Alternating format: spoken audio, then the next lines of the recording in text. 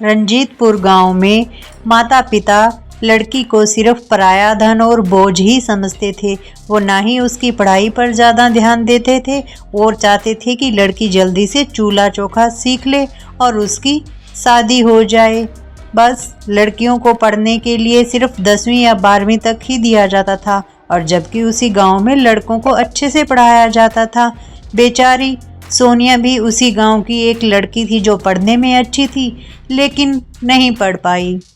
और इधर दूसरी तरफ गांव में जहां पर लड़कियों को हर प्रकार की आज़ादी होती है, विजय के माता पिता और उसके 4 भाई बहन हैं और विजय की मां चाहती है कि मेरे चारों बेटों की तो शादी हो चुकी है लेकिन अब विजय को मनाना होगा। विजय न जाने कब शादी करेगा, इन चारों से बड़ा है। हाँ माँ जी, अब तो हमें भी अपनी जेठानी चाहिए। हम बोलो ना भैया को, वो शादी कर लेते हैं। हाँ अब आता है तो बात करती हूँ। तभी विजय आ जाता है। बेटा अब तो तुमने बहुत तरक्की कर ली है, अब तुम्हें शादी कर लेनी चाहिए। अब तुम बताओ तुम्हें कैसी लड़की चाहिए। माँ जैसी लड़की आप मेरे लिए पसंद करेंगी मुझे मंजूर है, आप लड़की देखना शुरू कर दे। और ये सुनकर विजय की माँ खुश हो जाती है। चलो मैं जल्दी से ही पंडित जी से बात करती हूँ। हाँ माँ बस लड़की समझदार होनी चाहिए। तभी वो अपने घर पर पंडित को बुला लेते हैं और पंडित उन्हें सोनिया के घर का पता बता देता है और वो अगले ही दिन सोनिया के घर पर सोनिया को देखने आते हैं और सोनिया इतनी सुंदर है, देखने में उन्हें पसंद आ जाती है और कुछ ही समय बाद सोनिया और विजय की शादी हो जाती है। सोनिया अपने ससुराल वाले इतने बड़े घर को देखकर हैरान है कि यहाँ पर तो नौकर चाकर हैं, इतना बड़ा तो मेरा पूरा गांव ही होगा जितना बड़ा यहाँ पर घर है। इसकी साफ सफाई करने में तो मुझे डबल मेहनत करनी पड़ेगी। माँ ने मुझे सिखाया है कि ससुराल वालों की सेवा करनी है। अरे दीदी आपको इतना पसीना क्यों आ रहा है? उसकी देवरानियां देखकर हैरान है। अरे थकावट हो गई होगी, शादी में इतने फंक्शंस जो होते हैं। बेचारी इतनी ज्वेलरी पहने हुए हैं। वो उसे उसके कमरे में लेकर जाती हैं और कहती हैं कि दीदी अरे तुम लोग कितनी अच्छी हो, मुझे यहाँ तक लेकर आई। मेरा कमरा तो बहुत बड़ा है। हाँ बस अभी एसी चला देती हूँ, आपकी गर्मी जल्दी से भाग जाएगी। कैसा लग रहा है आपको? बस अब तो बिल्कुल ऐसा लग रहा है कि जैसा शिमले में बैठे हूँ। भाभी आप आराम कीजिए और हम आपके साथ सुबह मिलते हैं। ये कहकर उसकी देवरानियां उसके कमरे से जाने लगती हैं। और भाभी अगर आपको किसी की चिंता हो, नहीं नहीं भाई मुझे किसी चीज़ की ज़रूरत नहीं है, अगर आपको कुछ भी चाहिए होगा आप हमें बुला लेना, हम आपकी एक आवाज़ पर आ जाएंगे। चलो अब भाभी को आराम करने दो, परेशान मत करो। अगले दिन सुबह वो सबसे पहले उठकर भगवान की पूजा करती है कि हे भगवान, इतने बड़े घर की बहू तो बन गई हूँ पर मुझसे कोई गलती न हो, हमेशा मेरा साथ देना। तभी वो किचन में जाती है कि आज तो मेरी पहली रसोई है, ये कैसी किचन है, इनकी यहाँ तो चूल्हा भी नहीं है, अब मैं खाना कैसे बनाऊंगी? शायद घर के आंगन में चूल्हा हो जैसे गांव में हमारे वहाँ होता है। चलो आंगन में देखती हूँ। और आंगन में जाकर देखती है यहाँ पर तो सिर्फ मिट्टी पड़ी है। चलो इसी से चूल्हा बना लेती हूँ, इससे पहले कि सब उठ जाएं। जल्दी से खाना बनाने लग जाती है। हे भगवान मुझे तो देर हो गई है, 8 बज गए हैं, मुझे तो पहली रसोई के वक्त ही डांट पड़ जाएगी। और ये अच्छे से आग, गीले चूल्हे में आग भी नहीं जल रही है, चारों ओर धुआं हो रहा है, आंखों में अलग से लग रहा है। भगवान मेरी रक्षा करना, आज पहले दिन ही मुझे डांट पड़ने वाली है। तभी पूरे घर में धुआं हो जाता है और धुएं के कारण सभी लोग जोर जोर से खांसने लगते हैं। ये धुआं कहाँ से आ रहा है? अरे सांस भी नहीं लिया जा रहा, देखो जरा कहाँ से धुआं आ रहा है। अरे धुआं तो लगता है बाहर की तरफ से आ रहा है, आंगन से धुआं क्यों आ रहा है? चलो चल कर देखते हैं कि आखिर आंगन में हुआ क्या है। सभी आंगन की तरफ जाते हैं और देखते हैं कि सोनिया ने मिट्टी के चूल्हे पर खाना बनाना शुरू कर दिया। अरे बहू तुम ये क्या कर रही हो? तुम्हें किसने कहा था खाना बनाने के लिए? अरे माँ जी मुझे माफ़ कर दो, मुझे पता है कि मुझे उठने में आज देरी हो गई है, लेकिन जो गलती आज हुई है आइंदा वो गलती कभी नहीं होगी, मुझे एक बार माफ़ी दे दो। अरे जेठानी जी आप यहाँ से उठ जाइए, आपको खाना बनाने की कोई ज़रूरत नहीं है। हाँ हाँ सोनिया उठो यहाँ से, चलो अंदर। और वो डर जाती है कि मुझे एक पहली गलती है इसलिए माफ़ कर दो, मैं कभी भी खाना बनाने में देरी नहीं करूँगी। अरे बेटा, हम तुम्हें खाना बनाने के लिए नहीं डांट रहे हैं। देखो, धुएं के कारण तुम्हारी आंखें कितनी लाल हो गई हैं। चलो उठो और जल्दी से अंदर चलो। पर माँ जी, मेरी आज पहली रसोई है। पहली रसोई है तो तुम क्यों इतना टेंशन ले रही हो? हलवा बना देना, बस उसमें ही तुम्हारा शगुन हो जाएगा और उसमें तुम्हारी देवरानियाँ तुम्हारी हेल्प करेंगी। तभी उसकी देवरानियाँ उसे किचन में लेकर जाती हैं और कहती हैं कि हमें खाना इस पर बनाना है, हमें सिर्फ मीठा ही बनाना होगा और थोड़ा बहुत हलवा बना लेंगे, बाकी खाना तो यहाँ पर कुक ही बनाते हैं। आपको इतनी टेंशन लेने की कोई ज़रूरत नहीं है। यहाँ पर कोई आपका एग्ज़ाम नहीं ले रहा, आप सिर्फ इंजॉय कीजिए। और उसकी देवरानियाँ खाना बनाने में उसकी मदद करती हैं और वो सिर्फ हलवा ही बनाती है। मेरे गांव में तो कम से कम 50-60 लोगों का खाना बनता है पहली बार, और अकेली दुल्हन को भी बनाना होता है।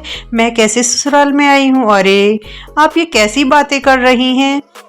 और सभी को उसका बनाया हुआ हलवा बहुत पसंद आता है। सभी उसके हलवे की तारीफ करते हैं। उसकी ननद भी कहती है और उसके देवर भी कहते हैं कि देखो, भाभी ने कितना स्वादिष्ट हलवा बनाया है। और सोनिया को हैरानी हो रही है कि मैंने तो सिर्फ एक हलवा ही बनाया है और ये लोग मेरी इतनी तारीफ कर रहे हैं। हाँ भाभी, आपके हाथों में तो वाकई ही जादू है। कितना टेस्टी हलवा आपने बनाया है। पर आपने ये क्यों मुंह ढका हुआ है? वो उसकी चुन्नी हिलाती है, लेकिन सोनिया दोबारा पल्लू सर पर ले लेती है और वो सब उसे बार बार समझाते हैं कि यहाँ पर सर पर पल्लू रखना इतना ज़रूरी नहीं है। उसके देवर किचन में आते हैं। अरे भाभी, ये क्या कर रही हैं आप? सिलबट्टे पर चटनी क्यों कूट रही हैं? आप मिक्सी में कूट ली या फिर आप कुक को बोल दो। अरे नहीं नहीं, मेरी माँ ने कहा है कि सिलबट्टे की चटनी ज़्यादा हेल्दी होती है। भाभी, आपके हाथों में जख्म हो जाएंगे, सिलबट्टे से कब तक चटनी कूटोगी? हर कोई उसे काम करने के लिए मना करता है। सोनिया को अजीब लगता है कि मेरे घर में तो मेरी माँ हमेशा मुझे डांट फटकार लगाती रहती थी और यहाँ जब भी काम करने जाती हूँ सभी मना कर देते हैं।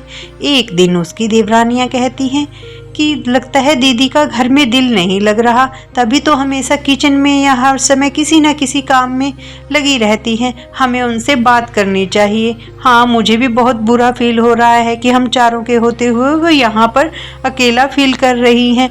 तभी गिरने की आवाज़ आती है और सभी लोग देखते हैं। अरे सोनिया, तुम कैसे गिर गई? जल्दी से डॉक्टर को फ़ोन करो। दीदी को ज़्यादा चोट तो नहीं आई? अरे नहीं नहीं, बस मैं तो वैसे ही सीढ़ियों से फिसल गई। मैं अभी डॉक्टर को बुलाता हूँ। भैया, आप भाभी को लेकर कमरे में चलें। अरे नहीं, बस मैं ठीक हो जाऊँ। डॉक्टर को बुलाने की कोई ज़रूरत नहीं है, बस थोड़ी सी चोट लगी है, हल्दी का लेप लगा लूँगी। अरे बहू, थोड़ी सी चोट कब बड़ी बन जाए कुछ पता नहीं चलता। जल्दी से। और तुम्हें किसने कहा था कि तुम घूंघट निकाल कर रखो और इतने गहने पाओ, इतना भारी कपड़े पहनती हो? अरे नहीं, ये सब तो मेरी माँ ने कहा है। और उसकी देवरानी और सास को बहुत अरे किसने कहा तुम्हें इतने भारी भरकम और घूंघट में रहो? यहाँ पर तुम्हारी देवरानियाँ कोई घूंघट करती है? नहीं ना। आज के बाद ना ही तुम घूंघट करोगी और ना ही इतने भारी भरकम कपड़े पहनोगी। तुम इसके लिए जल्दी से हर कपड़े ऑर्डर कर देना। हाँ हाँ, मैं जेठानी जी के लिए कल शॉपिंग कर लूँगी। और ये देखकर सोनिया हैरान है। उसका पति उसे कमरे में ले जाता है और उसकी सास उसकी मरहम पट्टी कर देती है। तभी डॉक्टर आता है। डॉक्टर उसका चेकअप करता है और कहता है कि इन्हें तो वीकनेस हो रही है, ज़्यादा स्ट्रेस जो ले रही हैं, अब इन्हें रेस्ट पर रहना होगा। अगले दिन उसकी देवरानी उसके लिए बहुत सारे कपड़े लेकर आती है। तब भी सोनिया ने घूंघट किया हुआ है और भारी भरकम कपड़े पहने हुए हैं। दीदी, आज से आप ये हल्के फुल्के सूट ही पहनेंगी और हमारी तरह खुले में ही रहेंगी। अरे मेरी देवरानियाँ कितनी अच्छी हैं।